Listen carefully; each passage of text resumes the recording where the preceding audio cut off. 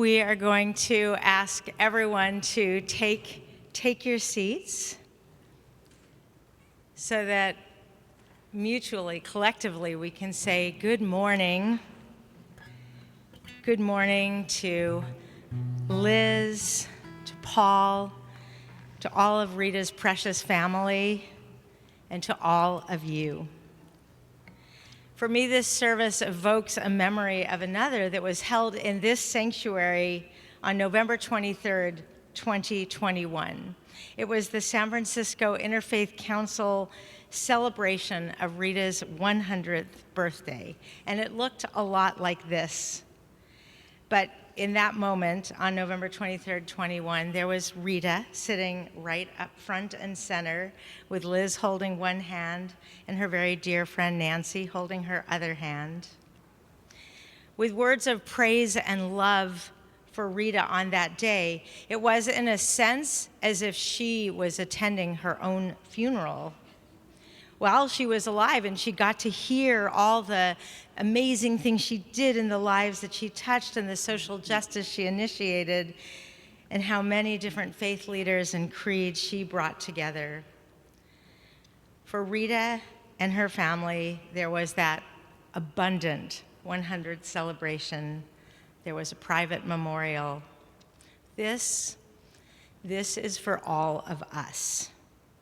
We are going to start, and Cantor, Marsha, Attie will sing the beautiful 121st Psalm.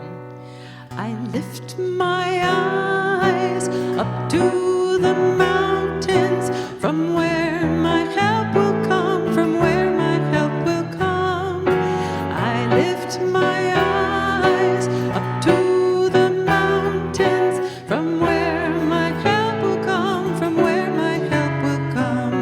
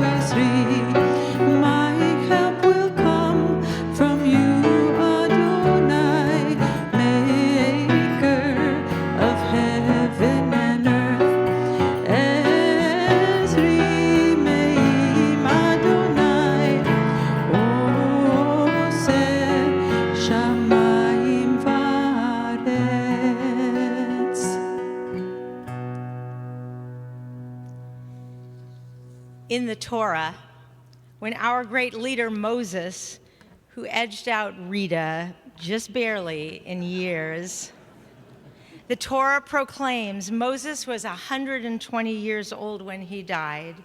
His eyes were undimmed, his vigor unabated.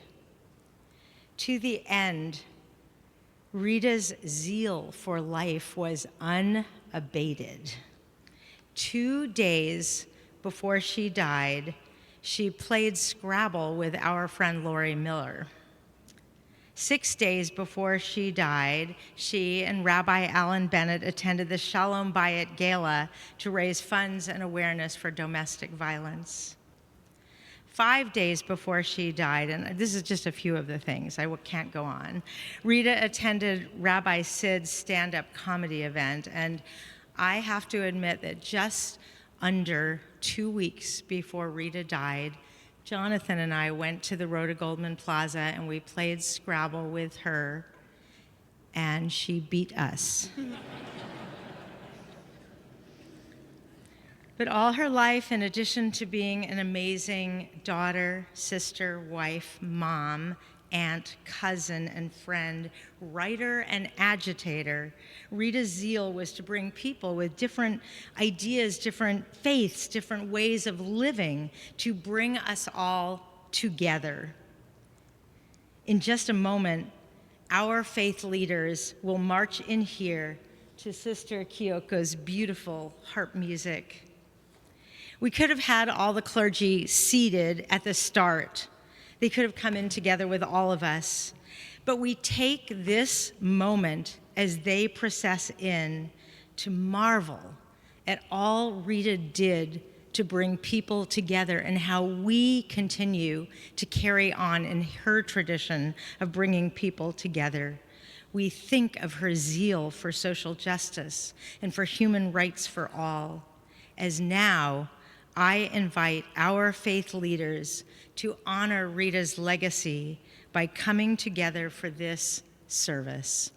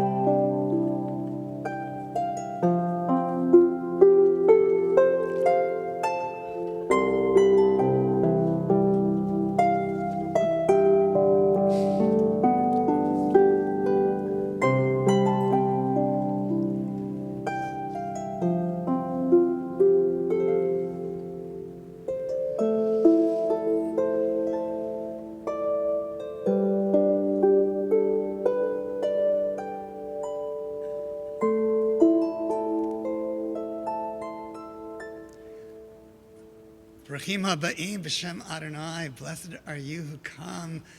Blessed is Rita's memory for making all of this possible. There's a phrase in Psalm 97, verse 11, that states, Or zaruach latzadik. Light is sown for the righteous. Who could have anticipated that this petite, demure Rita Semel would have so much light in her lev tzaddik, in her heart of righteousness, to share with us, and then be able to cast it out and unite us, and help us see that despite our disparate approaches to holiness, that light that God puts in each of us is all the same, so beautifully the same. And that when we cast that light together, we make this world much better than any one of us would have done individually. That's what Rita did in such extraordinary ways. And look at the gathering here. Look around you. For a 104-year-old woman, it's not usual. But she had a lev tzaddik. She had that heart of righteousness. And so let us pray that her light will remain with us and keep guiding us, that we might work together to straighten this crooked world. Amen. Amen. We continue with Psalm 23, first in song, and then we'll do it together in English.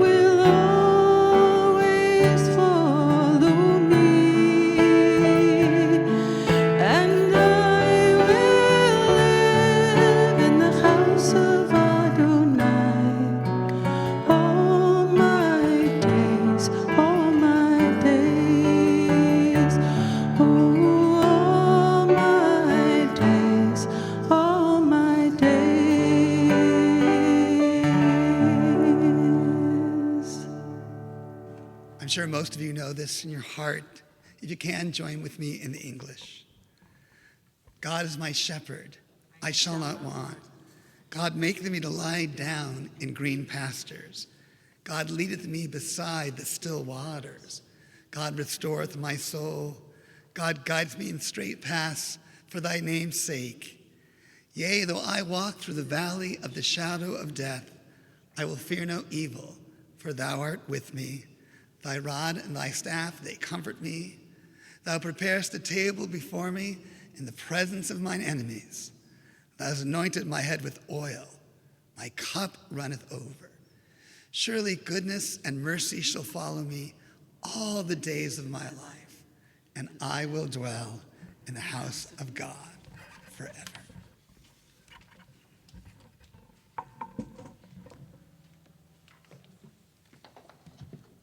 Bismillah ar-Rahman ar-Rahim.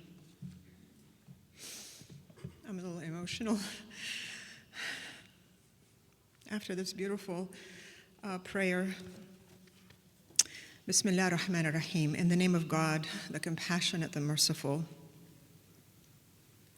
When someone passes from this world to the next, we Muslims turn to the Quran, chapter 2, verse 156, and we recite, Inna lillahi wa inna ilayhi raji'un. To God we belong, and to Him we return. These words remind us that our lives are not ours to keep. They are a sacred trust, given by God for a time. And in death, each soul returns home to the source. These words hold both an acceptance of our loss and a quiet hope, because the one we return to is most merciful, most loving. We also recite the chapter of the Quran titled Yasin, the heart of the Quran, which speaks of life, of resurrection, and of the mercy that awaits the righteous. In it, we hear God's own greeting to the souls that he welcomes home. Salamun qawlan min Rabbin Rahim. Peace.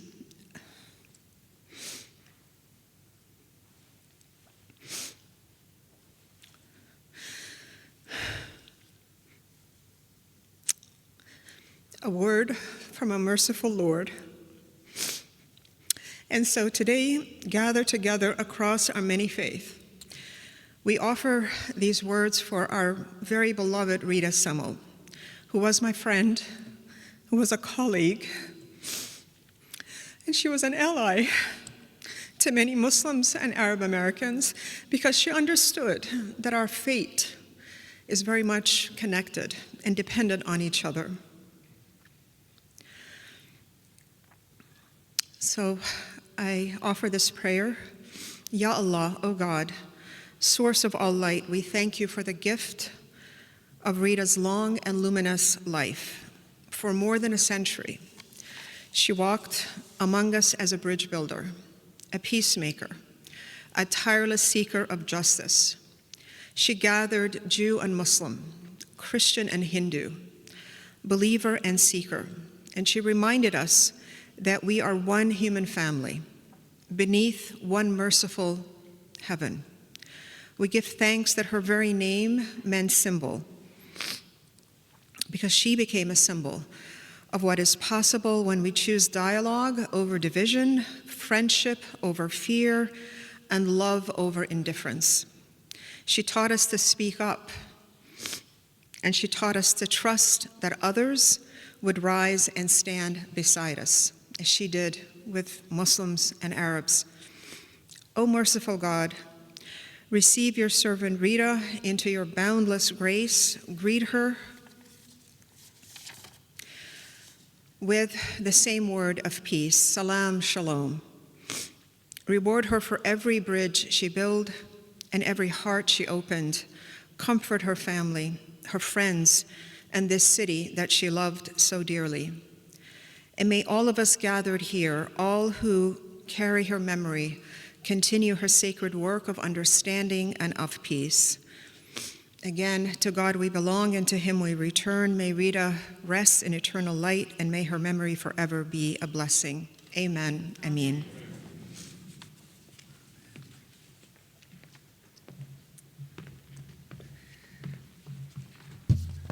Rita had an impact across so many lines of connection, whether helping the city, the state, the country, or reaching out through other faith traditions. And so we'll have different sets of speakers to represent different aspects of her life in this life celebration we're having this morning. And so the first set, I'd like to invite up our mayor to greet on behalf of the city, to be followed by the Reverend William Swing and Rabbi Douglas Kahn.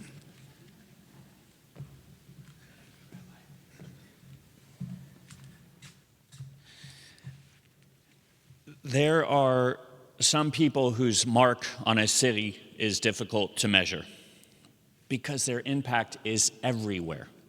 Rita Semel was one of those people. Rita was a proud member of our Jewish community and a proud San Franciscan. She dedicated her life to bringing people together across faiths and cultures. She believed that San Francisco is strongest when we know and understand one another. By co-founding the San Francisco Interfaith Council, she turned that belief into an institution that continues to bring people together today. I got to experience that legacy personally many times, but also the night before my inauguration, right here in this temple. Many of the leaders are with us again today. Leaders from across San Francisco's faith communities gathered for an interfaith service and offered blessings for the future of our city that night. For me, it was one of the most memorable and meaningful moments of that entire week. Amid all the excitement and responsibility ahead, it was a chance to pause, reflect, and remember that no one leads a city alone. Rita was there that night, still participating, still bringing people together, still investing in the city that she loved. Rita was a steadying force. She was someone who wanted to lift everyone up. She knew that if one community was succeeding, then we were all succeeding. And if one community was struggling, we all had a responsibility to show up. That philosophy feels especially important today. In a world that can increasingly feel divided, Rita spent her life reminding us that our differences are not barriers, they are strengths. As we move forward, we can honor her legacy by continuing that work, building bridges, showing up for our neighbors, and choosing one another every single day. Rita leaves behind a San Francisco that is more compassionate, more connected, and more united because of her leadership. She was a true San Franciscan. May her memory be a blessing and an inspiration to us all. Thank you, Rita.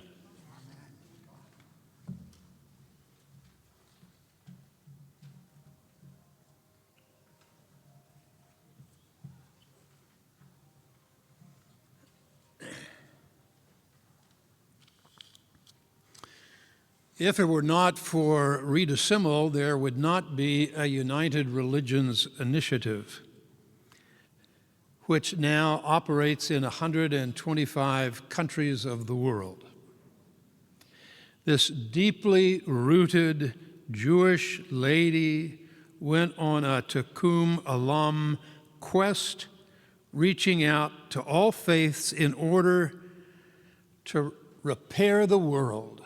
Repair the world. I was there with her. I saw it. I saw Rita at the University of San Francisco with leaders of multiple religions of the world. I saw Rita at Glide Memorial, at St. Mary's Roman Catholic Church, Catholic Charities. I saw Rita at the 50th anniversary of the United Nations, held at Grace Cathedral, where she said, when we got all the religions together, she said, "We can't stop now." I saw Rita presiding over the Interim Global Council of the United Religions Initiative in the Presidio with the local religious leaders, and I saw Rita signing the URI charter in Pittsburgh, Pennsylvania, with people of religions from all over the world. I saw Rita presiding at the meeting of the URI Global Council in Rio de Janeiro. In Seoul, Korea, I saw Rita where she presided over the last meeting of the Global Council during her tenure. I saw Rita in Rome, Italy, at the Vatican, when our own Archbishop William Leveda was elevated to the office of Cardinal. And I might add that I saw Rita at many interfaith dinners with George Marcus at the Kakari, with the Muslim and Greek Orthodox and all the other leaders. We not only worked, we had fun. And she was fun, I want it to be said.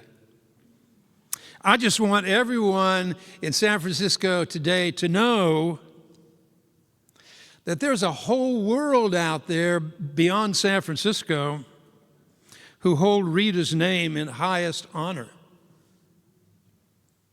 A whole world, a whole world. That's what she worked for, a world made whole. Repair the world. Thank you, Rita.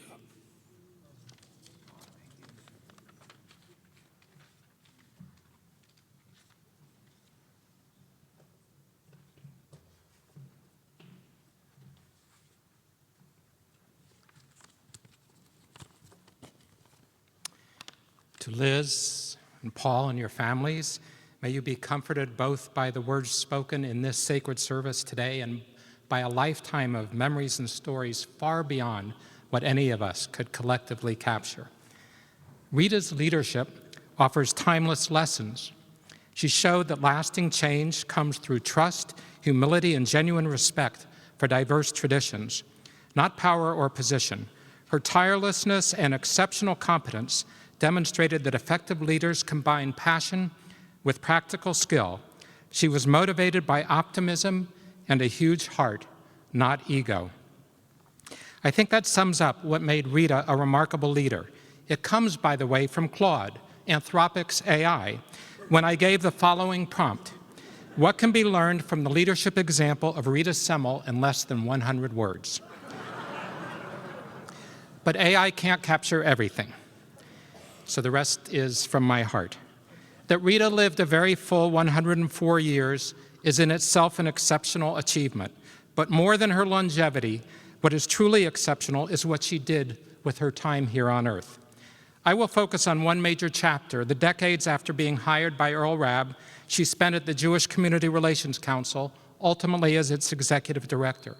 Here are a few lessons that I and so many of us here learned from Rita as her mentees, drawn from my years with Rita at JCRC and from the privilege of knowing her from my early childhood as my parents and Rita and Max were closest of friends. The first lesson: keep your eye on the prize. For Rita, the prize was a world in which all human beings were truly valued and justice and equal opportunity were viewed as moral imperatives. From fighting for fair housing to assisting the homeless, her passion for lifting up human dignity was at the heart of Rita's twin qualities of compassion and feistiness. Tikkun Olam, repair of the world, was her North Star, and building lifelong relationships along the way, a key ingredient in her secret sauce. Number two, no grandstanding allowed. Rita wrote the book on insincerity detection. In another setting, I might use more colorful descriptions. She only had 104 years to get things done, so don't dare get in her way with demonstrations of self-importance. Number three, don't worry about getting credit. It's about the results, not the recognition.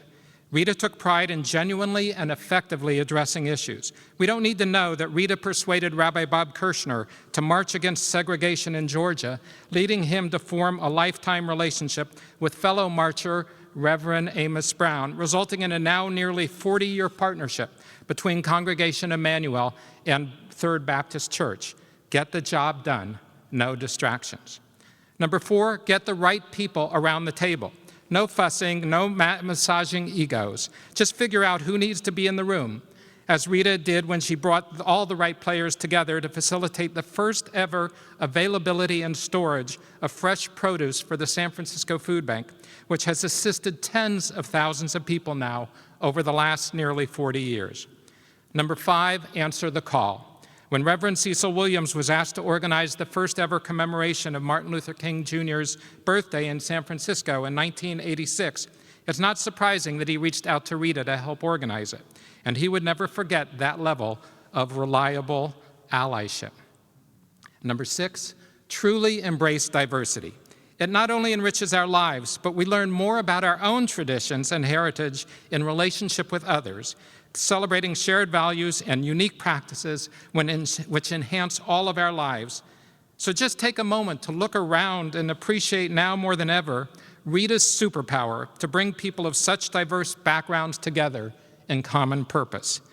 When Bishop Bill Swing founded United Religions Initiative, there could be disagreement, as there were, on many subjects, but not on the clear choice for first global chair, Rita, a woman whose pride in her Jewish values was matched by her respect for every other religious tradition. Oh, and by the way, her ability to run a good, read tight meeting. And number seven, show up. Rita knew that the Jewish community counted on friends standing with us in our hours of need. And I must add that sadly, that need is greater today than any time in my lifetime. To Rita, that meant that we should never hesitate to show up and speak out when other communities feel vulnerable and need demonstrated acts of solidarity, including when it is inconvenient. politically, personally, physically. Time and again, Rita was first in line to show up, whether or not it was indeed convenient. It's hard to think of anyone who more perfectly embodied the ancient words of Hillel, "If I am not for myself, who will be for me? But if I am only for myself, what am I? And if not now, when?" To truly honor Rita's memory is to take these lessons to heart and to channel one of her favorite sayings from Rabbi Tarfon: "It is not incumbent upon you to complete the task, but neither are you free to desist from your share of the work." Rita did, as we all know, far more than her share, from staffing the conference on race, religion, and social concerns to initiating annual JCRC Israel seminars for community leaders, from co-founding the Interfaith Council to her exemplary service on countless civic and religious institutional boards. And we are all forever grateful that she took us on her remarkable life journey.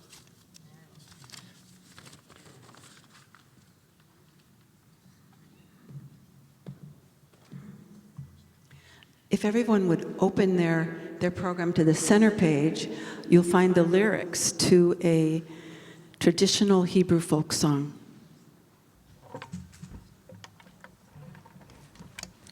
With a message that fits today.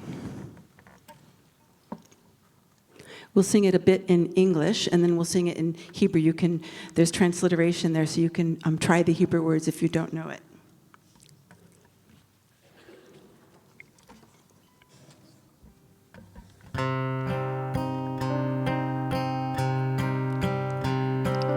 How good and how pleasant, brothers and sisters together. How good and how pleasant, brothers and sisters together. How good, brothers and sisters together.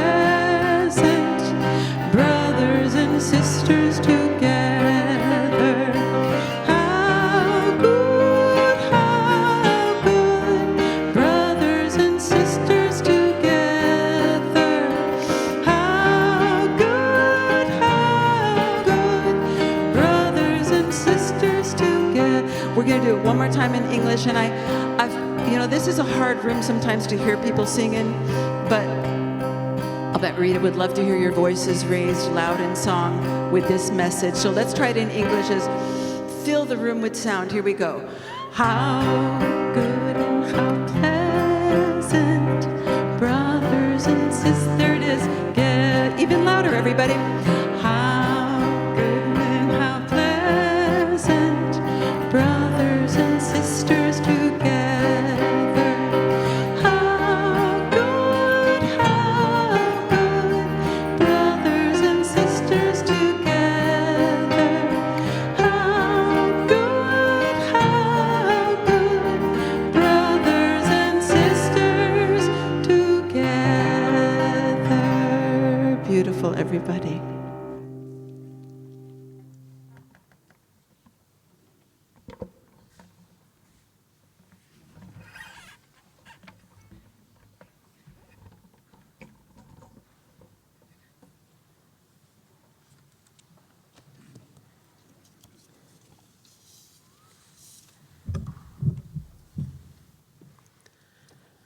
As the psalmist proclaimed, how good and how pleasant it is for sisters and brothers to dwell together in unity. If ever there were words emblematic of Rita Semel's life and labors, they were these.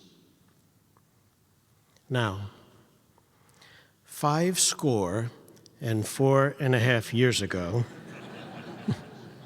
a child was born. A child who was shaped by the circumstances of her family's evolution. A child shaped by destiny for being a Jew. A child shaped by 104.5 years of intense and turbulent national and global events. It was this crucible that formed Rita Semel, the fierce feminist, the champion for civil and human rights, and the Pied Piper for interfaith harmony that broke glass ceilings before the term was ever even coined. It was this crucible that formed Rita Semel that we all knew, revered, loved, and has drawn us all together today as sisters and brothers in unity, whom we remember, whom we pray for, and whom we honor this morning. On a deeply personal note, I stand before you as one who is both blessed and privileged to count Rita as my closest friend, confidant, colleague, surrogate mother, mentor, and as Reverend Amos C. Brown and Congressman John Lewis would say, partner in making good trouble. Over the past 2 decades, we spent a lot of time together, did good, and tried to make our city and beyond a better and more just place. I miss her greatly.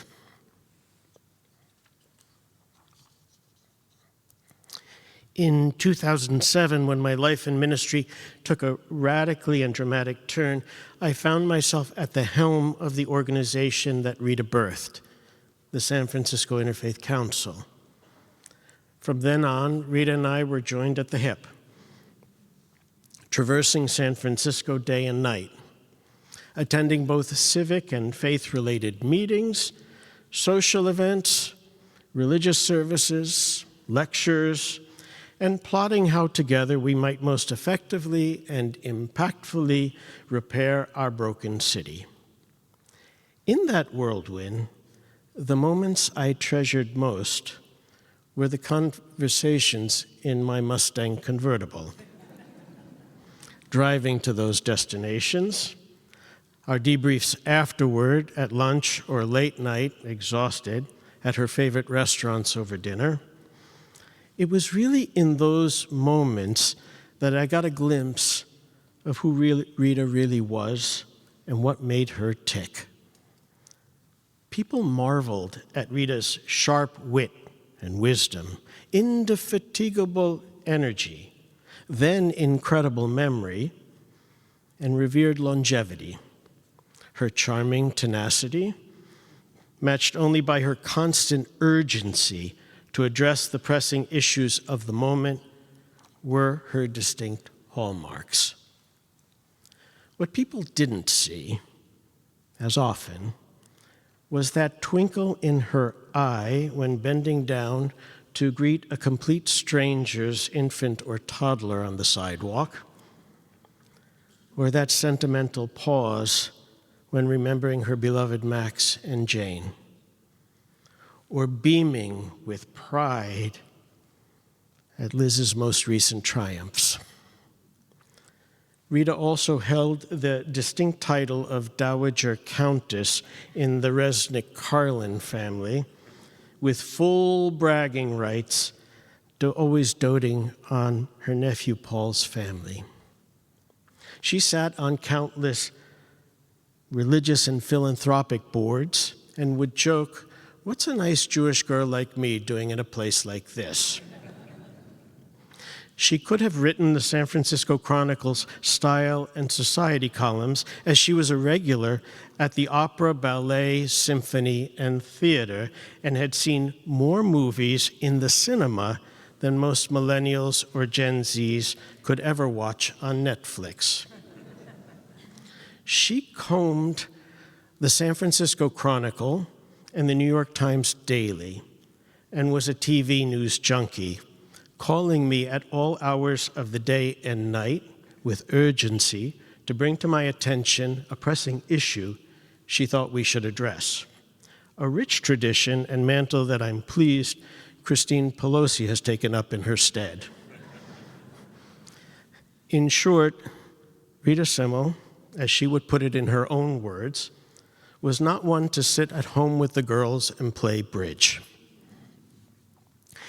In both the religious as well as the secular spheres, people are motivated to do good for a variety of reasons, some noble, some not so noble. As for the noble, some do good out of deep-seated conviction. As for the not so noble, some seek a reward, either honor in this life to be memorialized after they passed, for some others, promise blessings in the hereafter. In Rita's case, I would suggest a radically different motivation. The foundation for her fierce commitment to advancing social justice and the Jewish tenet and command to repair this broken world was grounded in her sincere ability to seek the image and likeness of God in the eyes of the other, no matter their color, creed, gender, orientation, or whatever. It was simply all about relationships. She honestly rejoiced in spiritual kinship. But there was something more. I don't think it a flaw, in her case, rather to the contrary, to acknowledge that at times our dear Rita could be both direct and impatient. And perhaps rather than wait and depend upon the Almighty to get the job done, she saw human beings as instruments for change and would more often than not engage them to take the matter of repairing this broken world into her own hands. Her greater genius was realizing that she couldn't do it alone. If she had a real gift, it was her ability to bring out the best in others, to inspire them to help in the heavy lifting. But there was something even deeper that I believe motivated Rita's drive, urgency, pure sense of purpose. When you live for over a century, see injustices, experience loss, you can't help but wrestle with your faith and ask the question, why? I believe that she would be the first to confess that she struggled with, questioned, and was skeptical about the premise of a hereafter. Such is perhaps the most honest admission and conflict people of sincere conviction wrestle with as they seek to realize the fullness of their humanity. Rita turned this skepticism into an opportunity to expend every breath, an opportunity to extend every ounce of energy and every charismatic gift she possessed to make this world a better place, to transfigure this world into the hamlet of peace and harmony that she believed God intended. Sisters and brothers who dwell together in unity, this is the legacy Rita Semel bequeaths to each and every one of us at this fragile moment. Rita heard and lived the Talmudic proverb, "It is not your duty to finish the work, but neither are you at liberty to neglect it. Today she passes the torch to us to continue to fight for justice and equality. We can't let her down.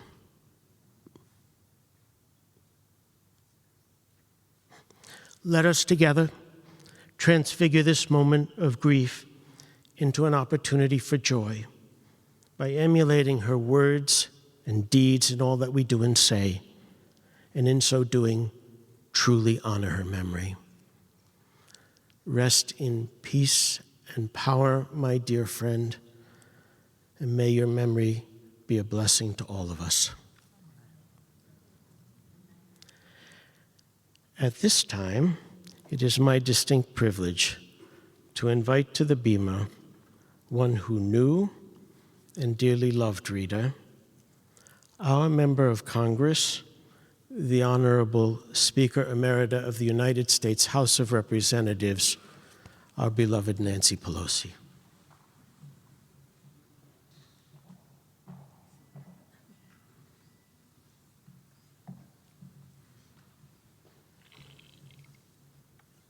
All of you have just made us feel so proud to have known Rita.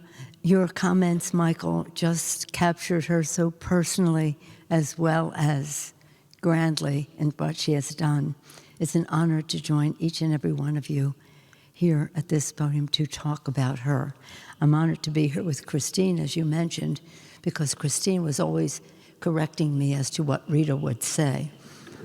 We don't use the word ecumenical, we use the word interfaith because we believe in the strength and the beliefs that people have. One of my roles in speaking to you today is as a friend of Rita, of course, but as the Catholic on the program.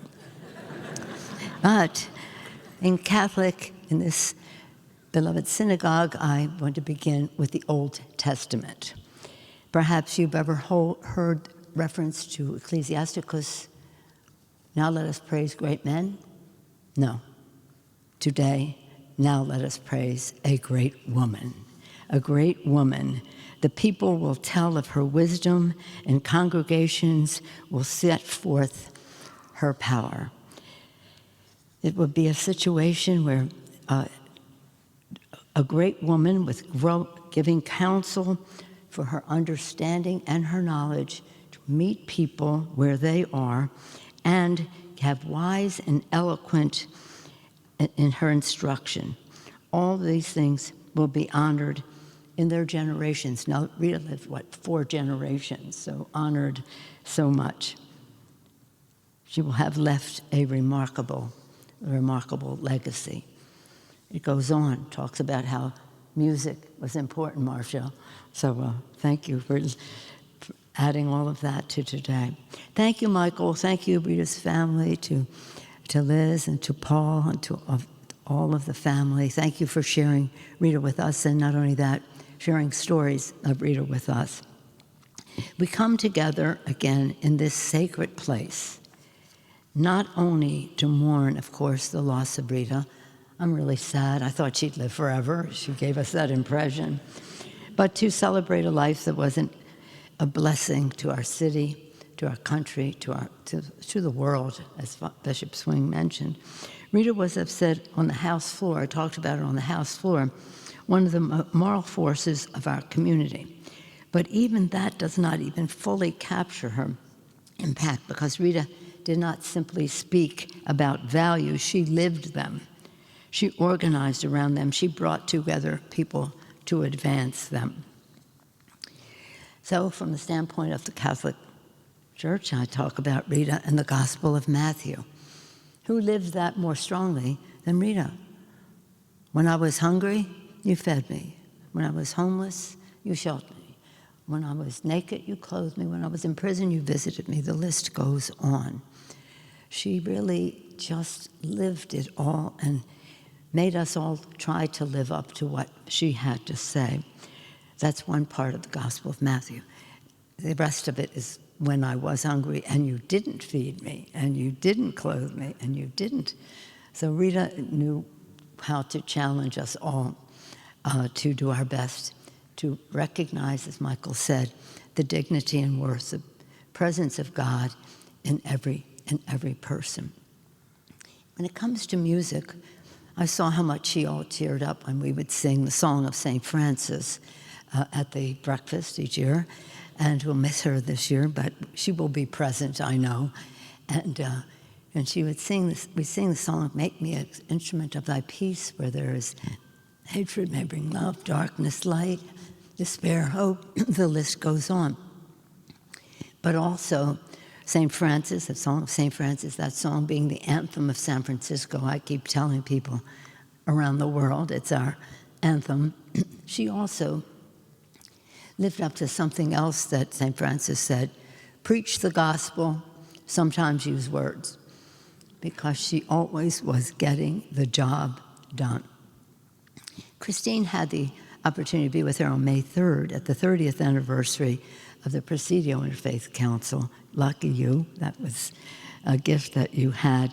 But how about her, 104 years old, going to these events right up until her passing, which, again, we're not fully sure about. I mean, no, she will be with us. From a personal standpoint, I first met Rita by way of Naomi Lauder. I see Sammy is here, Sammy Lauder, right there. And it was actually, we both lived across, Naomi and I lived across the street from each other at the, in the Presidio. We always knew when something was going on here because the cars would come into the Presidio.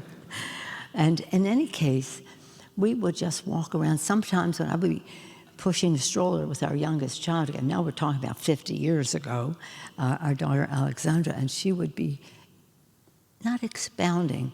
It had the impact of an expounding in terms of its strength, but gently hinting at how she saw things. And she and Naomi Lauder would go back and forth about these things. Earl Rabb, as Doug mentioned, Rabbi Kahn mentioned, in terms of the JCRC, which is what we called it then all the time, the JCRC, and what its mission was. And it was such a lesson to me because it was an education to see that the community, our Jewish community here, had such a mission in our city, in addition to what of faith and of diplomacy in terms of Israel, but in terms of goodness for our community. The one thing I wanted to mention is that in this 250th anniversary of our country, the connection to Rita is this.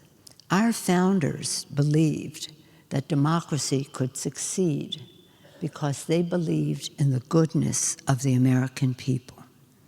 Believed. Rita had that belief, that faith in the goodness of the people, and that gave them hope because she believed in their goodness and their worth and their value. So as we celebrate that 250th anniversary, let us see the connection to Rita having that faith, hope, love, goodness. She taught us so much in such a succinct, clever way. She was a journalist, so we have to remember that. She was a communicator way back when, and at a time when women were not always, shall we say, received appropriately in the field. That wasn't that long ago, but nonetheless. So there she was, a living testament, all of it, to Rita's vision that people are not strangers to one another, as we earlier sang. So when I met her, she was just a phenomenon to me. Of course, I said, this is 50 years. She was a kid, right? It was 50 years ago. And we learned so much from her. And we had fun together. It was interesting to hear from her, but her sense of humor and her, shall we say, challenge all the time. For more than a century, Rita built, everyone has used the words, bridges. The rabbis have used it, the presenters have used it, bridges. She built bridges where others saw barriers. She understood something fundamental, that our diversity is not a challenge to overcome, but a strength to embrace. And she devoted her life to proving that day after day, conversation after conversation, coalition after coalition, we would make progress. From her early days as a journalist, at a time when women were expected to step aside, from her journalism to her leadership of the JCRC, Jewish Community Relations Council, Rita was always ahead of her time. She had a gift for bringing people together, not because she was persuasive, but because she was authentic. Persuasive too, but her authenticity. She listened, she cared, she believed in the goodness of people, as I mentioned, and she called that goodness forward. And she did it with a sense of humor, too, as we all know.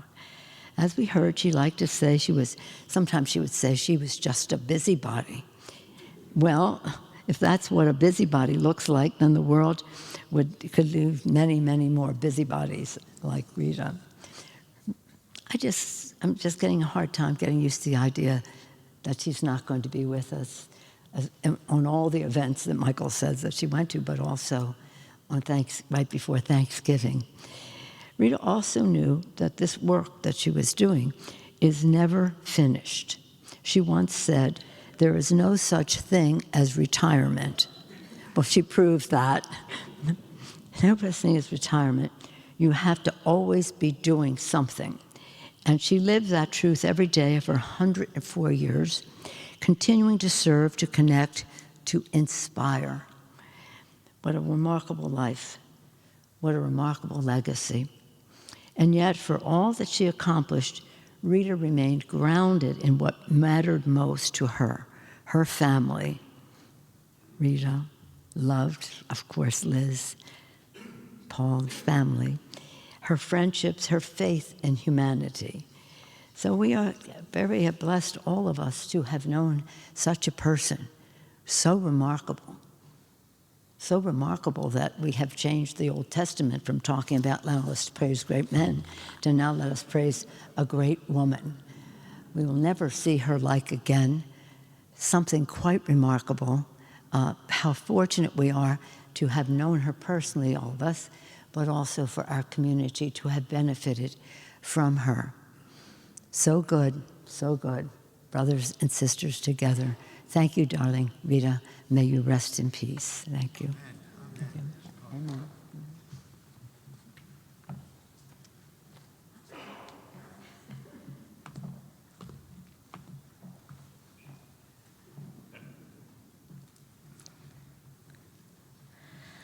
Well, some of you may have wondered, I wonder why this service is happening on June 22nd. Maybe it had to be one of the longest days of the year, so we'd have time to talk about all of. But the actual truth is that it was, to my understanding, the one and only date available on Speaker Emerita Pelosi's schedule. And we couldn't have it without you. We really could not. That would not have been all right with Rita. So we're all deeply, deeply grateful to you. And in expressing gratitude, you know, it's interesting to put a service together for Rita. Every single person called and said, I want to speak, I want to speak, I want to speak. And Michael Pappas and the Interfaith Council have just been these incredible partners, and all we wanted to do was make a service that Rita would both say, enough already, and nice. And that's what the goal is. So Michael, thank you so much for your partnership, and everyone at the Interfaith Council. And of course, people will have an opportunity to donate in Rita's memory to the Interfaith Council. And it's just, we've really been waiting to hear from her family. And so Liz and Paul, we invite you both up.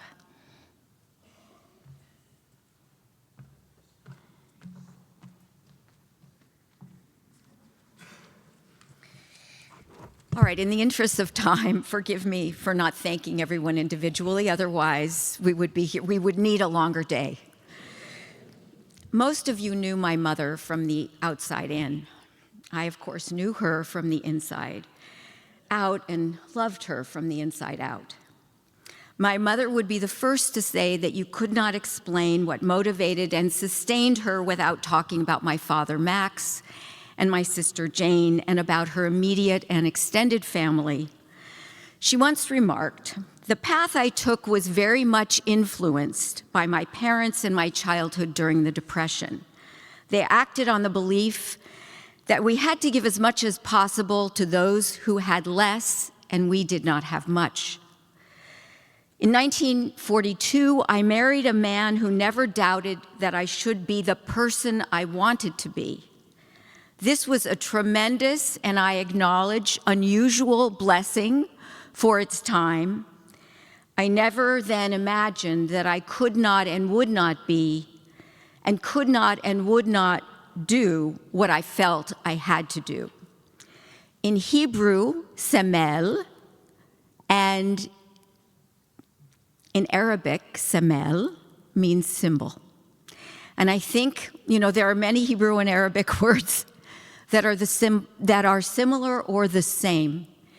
And in this time, especially, it is meaningful that that last name has the same significance in both languages. I think it is something my mother would have particularly appreciated.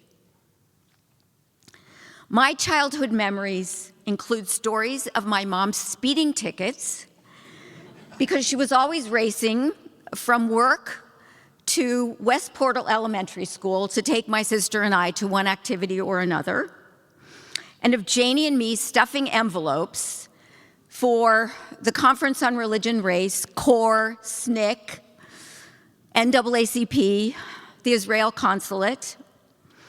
All this led my sister to announce that my mother's headstone would read, "She's not here, she's in a meeting." The marvel is that whatever my mother was doing outside, my father, my sister, and I knew that no one and nothing meant more to her than we did. My sister and I foremost had our parents, but we had a village too. In addition to my grandmother Henrietta, Aunt Mimi, Uncle Sid, my 3 cousins, including Paul, who's here. My parents had a group of friends. They met through the American Veterans Committee, which was the left-wing alternative to the VFW, and Sunset Cooperative Nursery School, the Edelsteins, the Edelmans, the Kaufmans, the Kahns, the Feigenbaums, the Levys, the Erics, the Honigs. For decades, some combination of those families got together, those couples got together every Saturday night. They loved each other throughout their lives. This unique circle joined 2 generations. We kids are connected today, and some of them truly are my sisters. Our friends saw our mother exactly as my sister and I did. My mother's professional side was largely invisible to them. They associated my mom with sleepovers, gifts on their birthdays and Hanukkah, our parents' dinner parties, knitting, Fairyland, the Lair of the Bear, which was UC Berkeley's sleepaway camp, family camp, excuse me. My mother was one of the most adventurous people you will ever meet. She inherited her father's cultural curiosity and his passion for the arts. So growing up in San Francisco meant trying food from every conceivable Chinese basement restaurant. Every basement restaurant in Chinatown, I so vividly remember. It also meant ribs and shellfish, which says something about how much my Orthodox raised father must have loved my mother, and why my sister and I ultimately became vegetarians. In 1960, Carol Chessman was executed, and I remember the newspaper headline and my father's distressed attempt to explain the iniquity of what had happened to his 9-year-old daughter. In 1964, our parents took us to the Cow Palace to hear Martin Luther King because they wanted us to witness history. All of this, and too much to say now, is how my sister and I learned that pursuing justice is central to what it means to be Jewish. Part of my mother's success as a mother is that she survived my ferocious rebellion. I had to say a word about this. I think my cousin Paul, it wouldn't have been true to my mother if I didn't say a word. It started about age 10 when I changed the Z in Elizabeth, with which I was born, to an S. And it lasted until, I would say sometime in my 20s, my mother would have said about 30. The critical point about the years in which I was a constant source of worry to my parents is that however close I came to the precipice, I had an internal failsafe, which was my upbringing. I am my parents' only surviving child. I became the only surviving child at 20 after Janie was killed. It is impossible to overstate my mother's fortitude and her capacity to redirect her grief into some semblance of healing for both of my parents. If ever there was a child who intuitively, effortlessly saw the goodness and beauty in every creature, it was my sister. If ever there was a man who understood the need for reconciliation and not eradication of the differences between human beings, it was my father. My mom's relentless drive to advance civil rights and protect human dignity also reflected her need to see Janie's infinitely generous soul, and after my father died, to see his loving heart endure. Some of you were in this sanctuary, as now several people, Speaker Pelosi, Michael Pappas, Rabbi Singer, have said on my mother's 100th birthday. You might recall that she was to speak at the very end of the celebration. She stood, gave a brief thank you, and quoted her father, who had been in vaudeville. She said, "Keep it short and keep them laughing," and she sat down. The other day, I found the remarks my mom was supposed to give at the celebration, and I want to read an excerpt as a segue back to the public side of Rita. She would have said, "My life was especially influenced by the time I spent in the South during World War II with my husband Max before he was sent overseas. I had never before seen signs segregating buses, trains, restaurants, drinking fountains, virtually every aspect of life.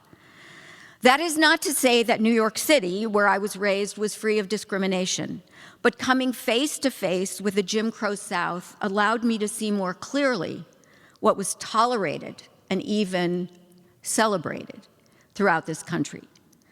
She also planned to say, if there was a tipping point to my career, it probably was my involvement in the 1950s and 1960s in an organization originally called the Conference on Religion and Race. It was Emanu-El's Rabbi Alan Fine who encouraged me to get involved. The conference was my introduction to a faith community where everyone is working together for humane and humanitarian goals. That experience and those ambitions have been my guideposts, and I am grateful to my friends and colleagues in the faith community who always welcomed me. I will close with 3 pieces of advice I envision my mother would give. Cherish your family and friends and find in them your greatest joy. You are never too old to be an optimist and make a difference. Above all, believe in and act on the goodness of the Spirit that is within every human being and transcends every faith. Amen.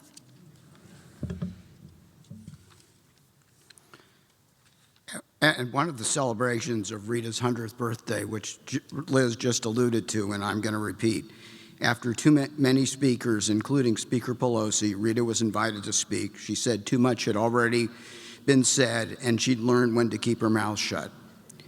Another important lesson from Rita. In that light, just a few personal things about my aunt. Rita was a public figure, something I experienced often when I introduced myself to others in the Jewish community, only as Rita Semel's nephew.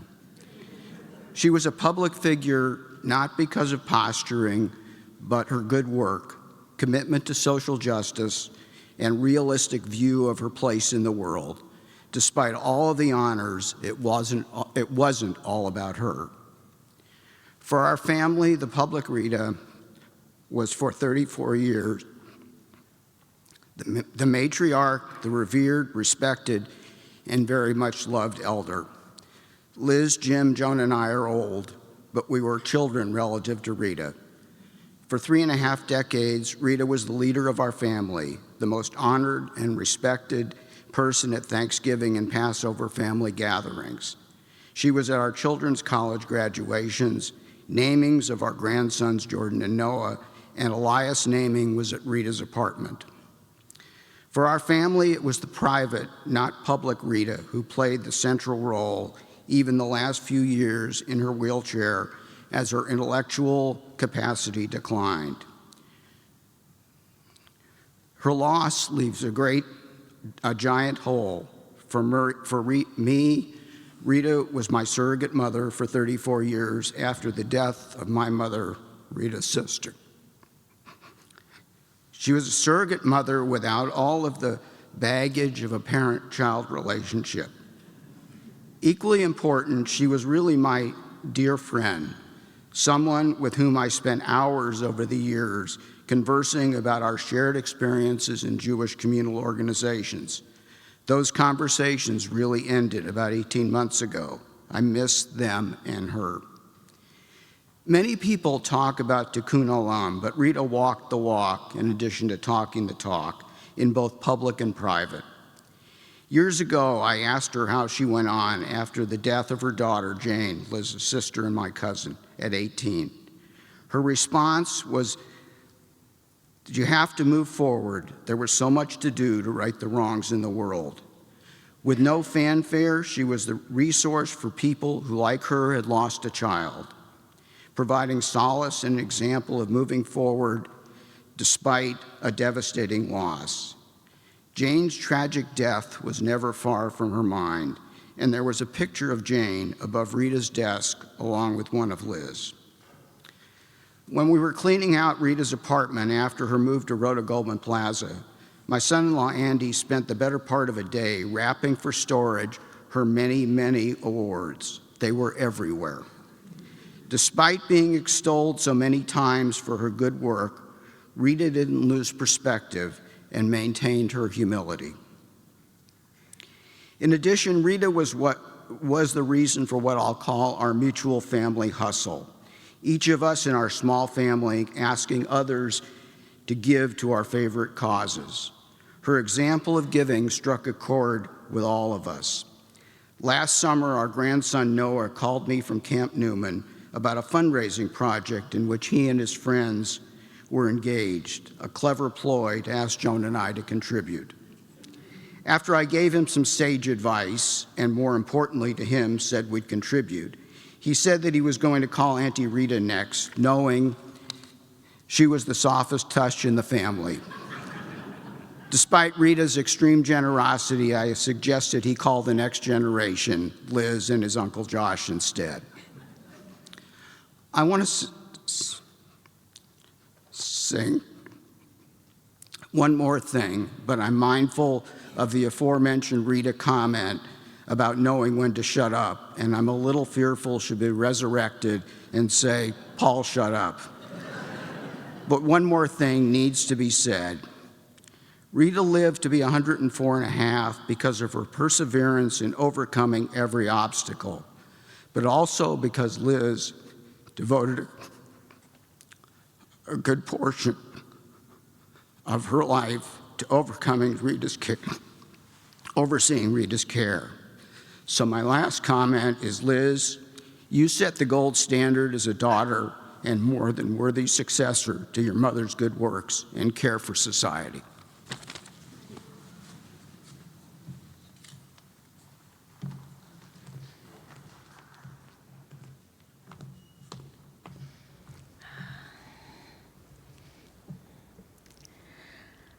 I think this is the moment where Rita would start to say, okay, what's going to happen next and when does it end? And just to let you know, we're going to take a moment, really just a minute, for our own private reflections about Rita, accompanied by Sister Kyoko.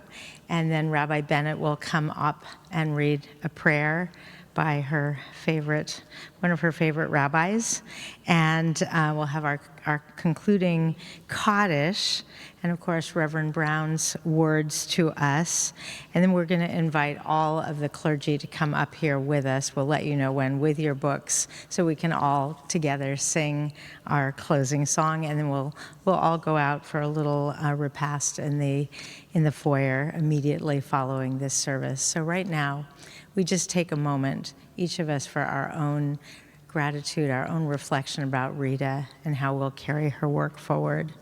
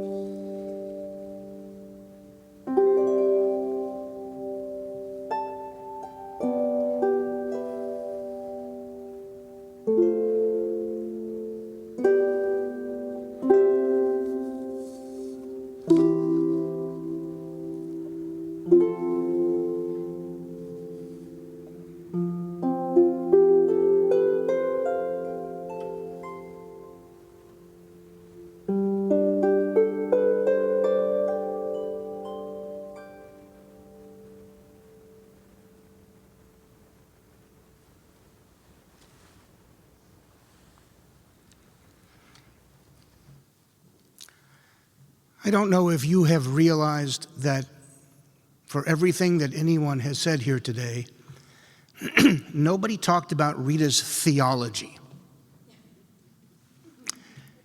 And I'll bet most of you would be confused about trying to imagine Rita and theology. Rita and I came to services every Friday night here at Emanu-El for years and years and years. And afterwards, we always had great fun critiquing the sermon of the rabbi, trying to figure out where we could go for dinner. And we always decided we would go to dinner at the restaurant where we could find a parking place. And Rita and I talked theology. She wanted to know what I, as a rabbi, believed, and I sort of tentatively wanted to know what she believed theologically. And she finally explained it to me in one simple experience. She said she finally realized how prayer could work. We would leave here, and on the way to the restaurant, she would pray that we find a parking space. I suspect that was the extent of her theology, but I have to tell you, it worked better than almost anything else I have ever experienced. Each of us is on a journey. You're on yours, just as I am on mine. And no two of them are ever the same. Most often we don't know where our journeys will take us, even if we all know that they will always end at the same place. How often our paths cross on these journeys is also mostly unpredictable. We just never know whom we will meet along the way, nor where those we encounter are on their life's journeys. Rita's journey began in 1921. Her journey took her to places she said she could never have anticipated or imagined. How many times and in what ways her path crossed ours is almost the stuff of legend. She saw her journey as an ever-unfolding adventure, always with her arms open so that she could bring us along, sometimes with our consent and sometimes without it. In the mid-1940s, Rita's and Max's journey brought them to a search for a spiritual home here in San Francisco. They went synagogue shopping to see if they could find a good fit for their religious and communal needs. Here at Congregation Emanu-El, they found Rabbi Alvin Fine, the senior rabbi here at that time. Rita said that for her, it was one of the easiest decisions that she and Max had ever made. Rabbi Fine was not just a brilliant orator, he was also a courageous, outspoken, progressive social justice advocate whose passion and grounding in Jewish values made Rita feel right at home. By the time this part of her journey was done, she had outlasted 5 additional senior rabbis here and had served on the temple's board of directors for years. Perhaps it is no accident that our last reading for this service was written by that very rabbi, Alvin Fine. It has become a beloved part of our movement's liturgy, and Rita would often tell me how much it spoke to her as a spiritual anchor in our tumultuous world. So as we continue on our own journeys, grateful for our having crossed paths with Rita throughout the years, let's take these words to heart, not just for Rita, but for all of us. Birth is a beginning, and death a destination. But life is a journey, a going, a growing from stage to stage. From childhood to maturity and youth to age, from innocence to awareness and ignorance to knowing, from foolishness to discretion and then perhaps to wisdom, from weakness to strength or strength to weakness and often back again, from health to sickness and back, we pray, to health again. From offense to forgiveness, from loneliness to love, from joy to gratitude, from pain to compassion, and grief to understanding, from fear to faith, from defeat to defeat to defeat, until looking backward or ahead, we see that victory lies not at some high place along the way, but in having made the journey, stage by stage, a sacred pilgrimage. Birth is a beginning, and death a destination. But life is a journey, a sacred pilgrimage made stage by stage, from birth to death to life everlasting.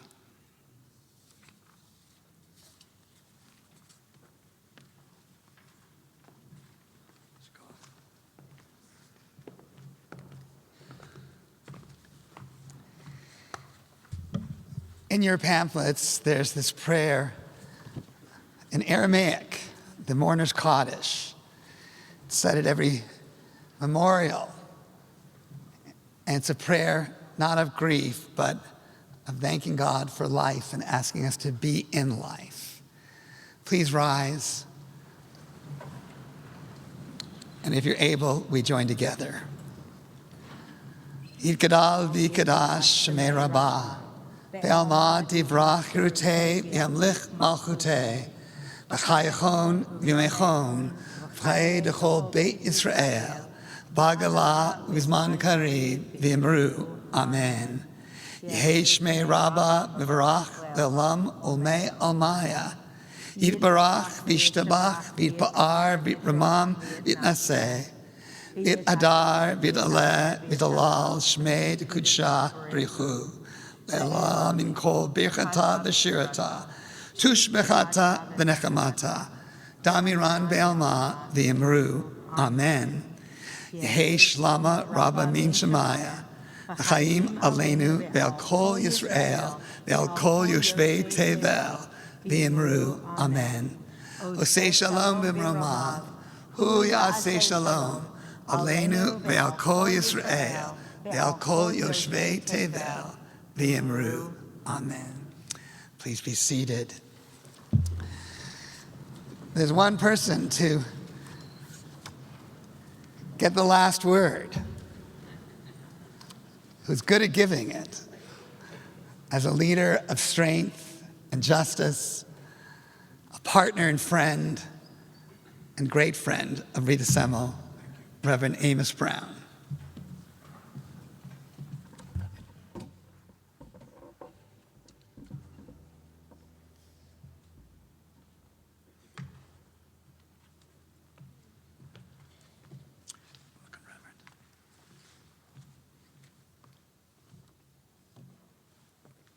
To our officiant, Rabbis Beth and Jonathan, Reverend clergy, Madam Speaker, members of our matriarch's family, to all of you gathered who are gathered to celebrate the incredible life of a phenomenal matriarch. I'm honored and privileged to rise to give the last word. And you put me in the spot of Lawrence O'Donnell.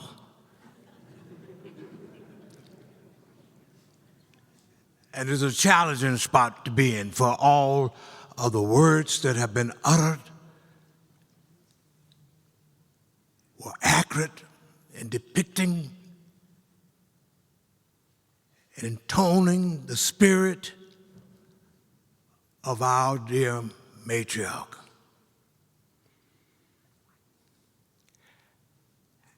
And I conclude with these words.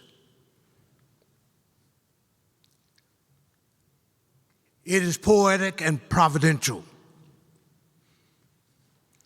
that I stand here before this sacred desk in a holy place of health, hope, and happiness. To be exact, this marks the 38th year that, as senior pastor of the historic Third Baptist Church, Temple Emanu-El and Third Baptist have exchanged pulpits, and I'm here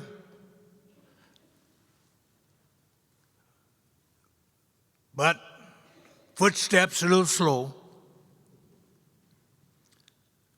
But because of the love, admiration, and respect that I had for Rita, God gave me enough strength to hobble up those steps by myself. And I was inspired to hobble up for Rita because of that old Negro spiritual that gave me strength. Keep her inching along. Keep her inching along. keep her inching along like a poor inchworm. Jesus will come by and by. That indomitable will that's expressed in that song says that these two congregations had no choice but to maintain partnership, Third Baptist and Temple Emanu-El, because there was another Rita Semel at a different time period in history. Who was she? Eliza Davis, who lived to be 103 years, 4 months, and 13 days. Rita outdid her with 104 years. But we have been blessed that they use their years and didn't deserve to be arrested for unlawful assembly in the crust of the earth. For many of us just live and exist, but they cram their years with service, with presence. And remember, Woody Allen said, 80% of success in life is showing up. Rita showed up whenever she was needed to speak truth to power. She showed up whenever there was a need to show compassion for the homeless, to feed the hungry.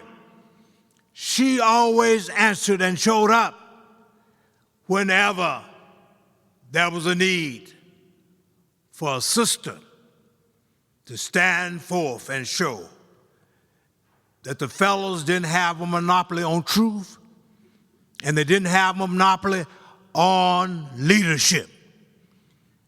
And God grant that the life of Rita Semel as a woman and Eliza Davis will inspire us in America to come to the day that we will elect a woman, the President of the United States of America, and show that God's love is everywhere, His wisdom is everywhere, and His justice reigns in all brains. Thanks be to God for the wonderful, matchless brain of Rita Semel, and may we stay true to her spirit so that we will come to the day that all of us will be able to say, as I always said, that you will say as a member of the whole human family, I'm black and I'm proud. I'm brown and I'm sound. I'm yellow and I'm mellow. I'm red but I ain't dead. I'm white but I'm all right. I'm a woman but I'm wise. I'm gay but I'm godly. I'm straight but I'm sensible. I am an immigrant but I am industrious. God bless you. May that spirit indwell in your spirit and in your walk, and you will duly and rightfully honor the incredible legacy of Rita Semel.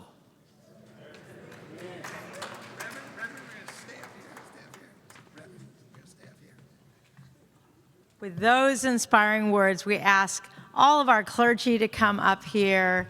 And we're also very happy if they're elected officials. We're so honored you're here, formally elected officials, to come join us on this bema. And Cantor is going to lead us in the song that's going to give us all Bring the your strength. programs with you. Come on up. Everybody else in the room, let's all rise together. And on the back of your service program are the lyrics to the words that we'll be singing, Let There Be Peace on Earth.